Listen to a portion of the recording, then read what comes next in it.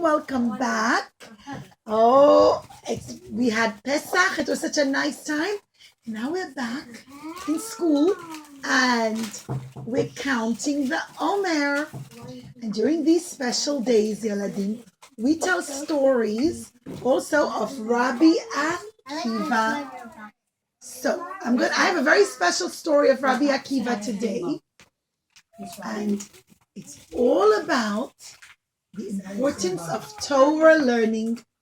You know, when Rabbi Akiva lived, hi everyone, I'm Rabbi Akiva, and during my time, the Romans ruled in the land of Israel, and it was very difficult. Every time the Romans troubled the Jews, they would say, the Jewish people have to pay more taxes to the Roman king, and the Jewish people can't learn Torah. But Rabbi Akiva would never listen. He said, no matter what, I'm going to make Jewish schools so Jewish Yeladim could learn Torah. If the Jewish people stop learning Torah, there won't be any more Jewish people. So he made an announcement. Who wants to come learn Torah? Come to my yeshiva. And lots of people came. But most of the students were very poor. Oh, I want to learn Torah in Rabbi Akiva's yeshiva. Please, can I come? Me too. I also want to come and learn Torah. But they were very poor. And Rabbi Akiva didn't mind. He said, that's okay. Come to my yeshiva in Yerushalayim. And I'll make sure you have food to eat and a place to sleep. And all the young men came to learn Torah. They were all very poor. It was a very difficult time in the land of Israel. Rabbi Akiva said, not to worry. I'll figure out what to do. And he took out a little plate and he walked around. He'd knock on rich people's houses. And he'd come to the richer Jews and he would say, please, can you share some money and give some money so I can make a yeshiva for the Jewish boys? The Jewish people were very good. And they'd say, oh, yeah, absolutely. Torah learning is so important. I don't have too much, but whatever I have, I'll give.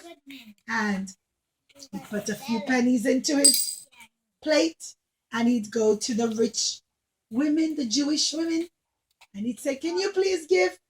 Okay, whatever I have, I'll try to give because I know Torah learning is so important. And they would throw in some money. And this way he went from one rich Jew to another. And whatever they had, they would give. And then Rabbi Akiva would take the money from the rich Jews. And they weren't too rich because it was a very difficult time in the land of Israel. And he'd go to the chef and he'd say, Mr. Chef, go buy food for all the students in my yeshiva. Oh, no problem, Rabbi Akiva. And they'd go and buy wheat. What do we make out of wheat? Flour. Right. And he'd buy fruits and different things. And this way, Rabbi Akiva fed all the Jewish students in his yeshiva. One day, the cook came and he said, Rabbi Akiva, we ran out of food. We need more money to buy more wheat and more fruits. Rabbi Akiva said, I'll go collecting again. I just collected from all the rich Jews. So he started to go with his plate. And he knocked on the rich Jewish people's houses. But the Jewish people, one after the other, said, I'm so sorry, Rabbi Akiva. I don't have money anymore. The Romans keep taking it all away. And he went to the next Jew. And the next rich Jew said, I have very little. Whatever little I have, I'll give you. But it wasn't very much. Finally, a rich Jewish woman told him, you know, Rabbi Akiva, we don't have any money, but the Romans do. And I know up in the Galil, by the Sea of the Galil, There's a very rich Roman woman. She isn't Jewish, but she's very good and kind. Maybe you can go and borrow money from her to feed the boys in the yeshiva. And Rabbi Akiva said, Hashem, it's so important that Jewish people learn Torah. That's the only way we stay Jewish, by learning Torah. That's how we keep the Jewish people alive. We can't stop because we don't have money. I'm going to go and try and borrow. Rabbi Akiva traveled a long time. It took him a few days till he reached the Galil, Sea of the Galil. And he found the home of the rich lady. She lived not far from the beach. And he found her home and he knocked on her door and he said, "Rich Roman lady, please can you help? Can I borrow money from you to keep my yeshiva open?" And the rich Roman lady said, "Oh, Rabbi Akiva, I've heard about you. I heard you're a big tzaddik. And even though I'm not Jewish, I like the Jewish people. And I believe it's very important that they keep learning Torah. Well, can you please lend us some money so I can keep it open and feed all the boys and all the students?" "Well, I can lend you the money, but only for 30 days. After 30 days, you have to give it back, please, because I need to pay all my bills and all the people I owe." "No problem, Mrs. Rich Roman lady. I'll pay you back after 30 days, bli neder." Well, who's going to be your guarantor? Which person, to be a guarantor, Yeladim, is to be a person who makes sure that if you can't pay back, they'll pay back for you. Which means, Rabbi Akiva, if you can't pay me back for whatever reason, who will be your guarantor? Who will make sure to pay back instead of you? Who will pay me back instead of you if you can't pay? "Oh, I'm here in the Galil. I have no one to ask." You know what? Hashem is always everywhere. Hashem is here too, and Hashem is with us right now. My Hashem, the Hashem of the Jewish people, he'll be my guarantor. He'll make sure I pay back if I can't come to you. And if I don't have the money, okay, that's a very good guarantor. Yes, I agree. If the Hashem of the Jewish people, if Hashem will make sure to pay me back if you can't, then yes, I'll lend you the money. And she went and she brought a whole crate full of money. And she says, "Here you go, Rabbi Akiva. Go feed your students, buy for them food, and keep your yeshiva open. Please make sure to come and pay me back after 30 days. Rabbi Akiva was so happy. He said, "Thank you so much." And he took the money and came back. And all the students were so happy. And the cook was so happy. "Oh, very good, Rabbi Akiva. Oh, that's wonderful. I thought we'd have to close down the yeshiva." And he went and he bought a lot of food for all the students so they could sit and learn Torah and feel well. And 1 week passed, 2 weeks, 3 weeks. It was almost time to go back to the rich lady and pay her back.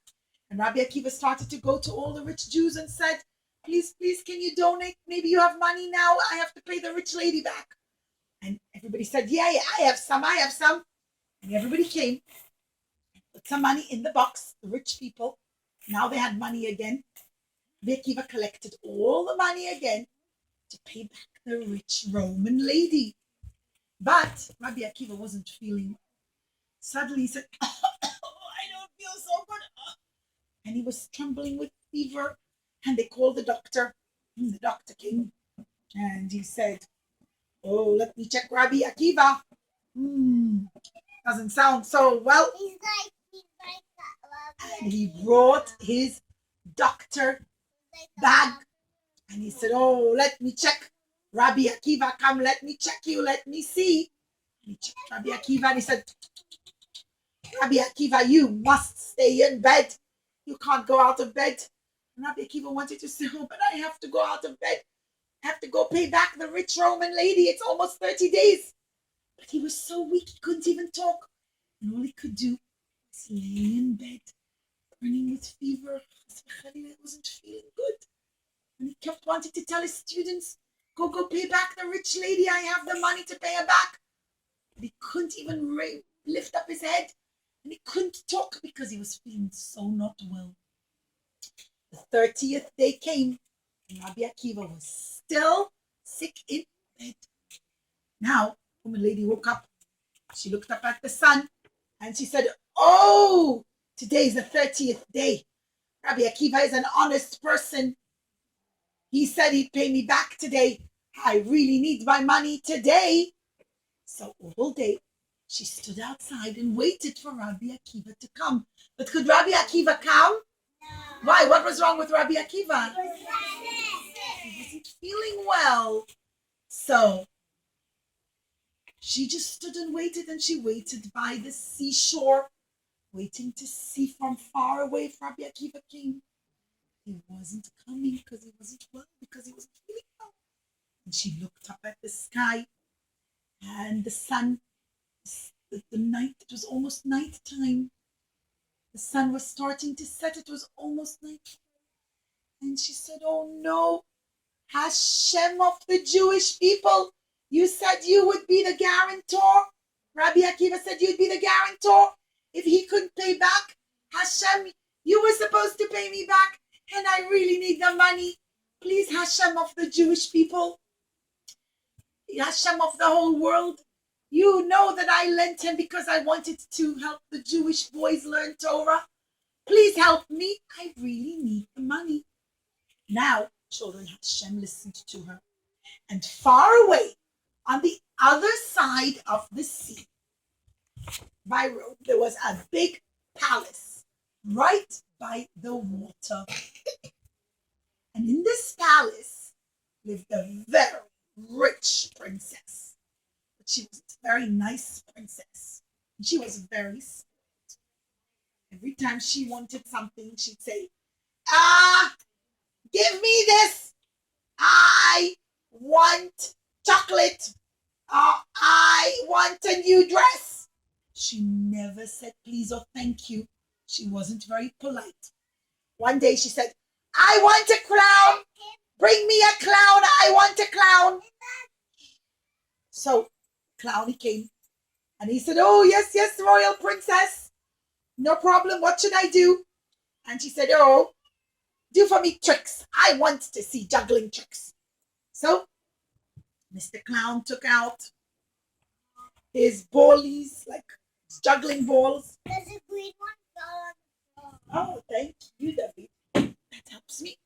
And the Clowny took the juggling balls, and he started to juggle for her.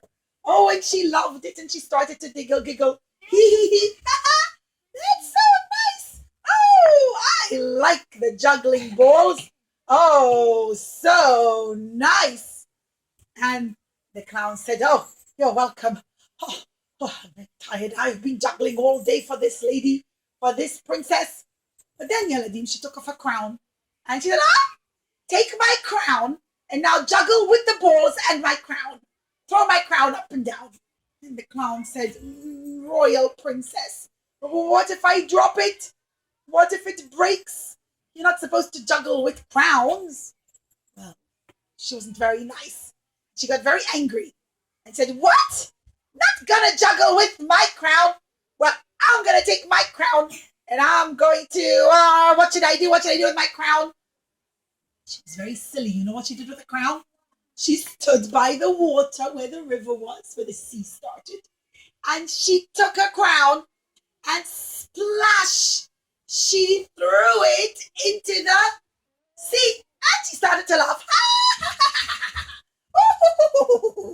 And everybody said, oh no, the princess's royal crown, it's worth millions. It's so much money. It's the best jewels in the whole world. Oh.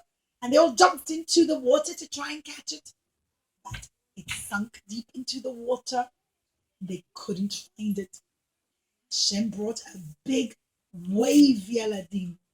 A huge wave. Oh, here it is. A big wave came and went whoosh, it like picked up the crown, and it took the crown and started washing it and pulling it. And it made very fast, very speedy, almost like on a speedboat, on a rocket ship, went very fast. Whoosh! And it's so nice. And the big wave pulled the crown, and it brought it all the way to the beach where the rich Roman lady was. And as she stood by the beach praying to Hashem to please pay her back, suddenly whoosh, the wave spat out the crown, and it fell right by her feet. And she looked down and she said, whoa, where did this come from? And she said, oh, thank you, Hashem. This crown is worth so much money, so much more than the money I lent Rabbi Akiva. And she was so happy. She said, thank you, Hashem, for paying me back. And Hashem of the Jewish people loves Torah learning so much that he made sure that even though Rabbi Akiva wasn't here to pay me back, he would pay me back. Hashem, Rabbi Akiva made a promise. Hashem made sure we could pay it back. Well, after a few days, Rabbi Akiva felt all better. And he said, I better hurry, go pay the Roman woman back. Because I was supposed to pay her on the 30th day. But oh no, I wasn't feeling well. And he quickly took the chest filled with money, and he came to the rich Roman lady. But when he came to her and he said, rich Roman lady, I want to pay you back the money you lent me. I'm sorry I was so late. I was really not feeling so well. And the rich Roman lady said, you don't have to pay me back. Hashem already did. Look, Hashem paid me back with this royal crown. And Rabbi Akiva said, but please, I borrowed it from you. I want to pay you back. And she said, no, your guarantor Hashem paid me back.